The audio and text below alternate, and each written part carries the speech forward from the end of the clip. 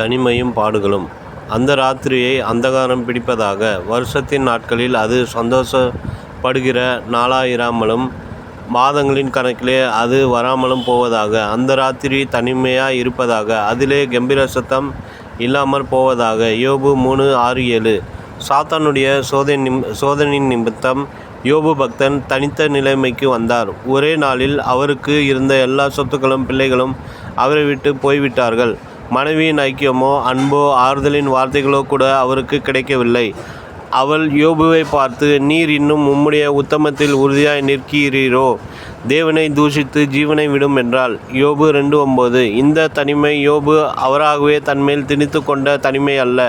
சாத்தான் அவர் மேல் வலுக்கட்டாயமாக புகுத்தின தனிமை.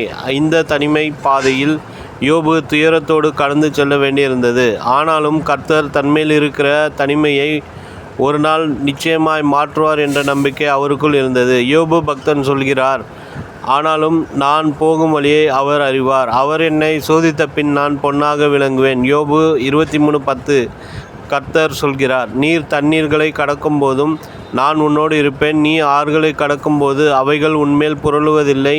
நீ அக்கினியில் நடக்கும்போது வேகாதிருப்பாய். அக்கினி ஜுவாலை உன் பேரில் பற்றாது. ஏசாயா 43:2. யோபுவின் தனிமையின் வேதனையை மாற்ற கர்த்தர் முகமுகமாய் யோபு பக்தனுக்கு தரிசனமானார். என் மீட்பர் உயிரோடு இருக்கிறார் என்றும் அவர் கடைசி நாளில் பூமியின் மேல் நிற்பார் என்றும் நான் அறிந்திருக்கிறேன். இந்த என் தோல் முதலானவை அழுகி போன பின்பு நான் என் மாம்சத்திலிருந்து தேவனை பார்ப்பேன். யோபு 19:25-26 என்று முழங்கினார். அந்த தரிசனம் யோபுவின் தனிமையையும் சிந்தனையையும் மாற்றி தேவ பிரசன்னத்தையும் நம்பிக்கையும் ஆறுதலையும் கொண்டு வந்தது. நான் என் மீட்பரோடு என்றென்றும் வாழுவேன்.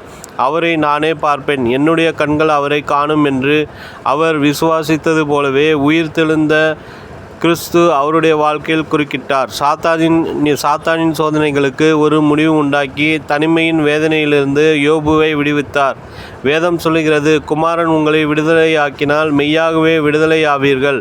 யோவான் 8:36. யோபு பக்தனுக்கு தனிமை இருந்தது போல அப்போஸ்தலர் பவுலுக்கும் தனிமை இருந்தது. அவர் சகோதரரை விட்டும் சபையை விட்டும் பிரிக்கப்பட்டு ரோமாபுரி சிறைசாலையிலே தனிமையாக அடைக்கப்பட்டார். தேவ பிள்ளைகளே, எந்த நிலைமையில் இருந்தாலும் மனரம்யமாய் இருக்க வேண்டும் என்பதே அவர் தனிமையில் கற்றுக்கொண்ட பாடமாய் இருந்தது. நினைவிற்கு, கர்த்தரோ எனக்கு துணையாக நின்று என்னாலே பிரசங்கம் நிறைவேறுகிறதற்காகவும் ஜாதியார் எல்லாரும் கேட்கிறதற்காகவும் என்னை பலப்படுத்தினார். சிங்கத்தின் வாயிலிருந்தும் நான் இரட்சிக்கப்பட்டேன். 2 தீமோத்தேயு 4:17.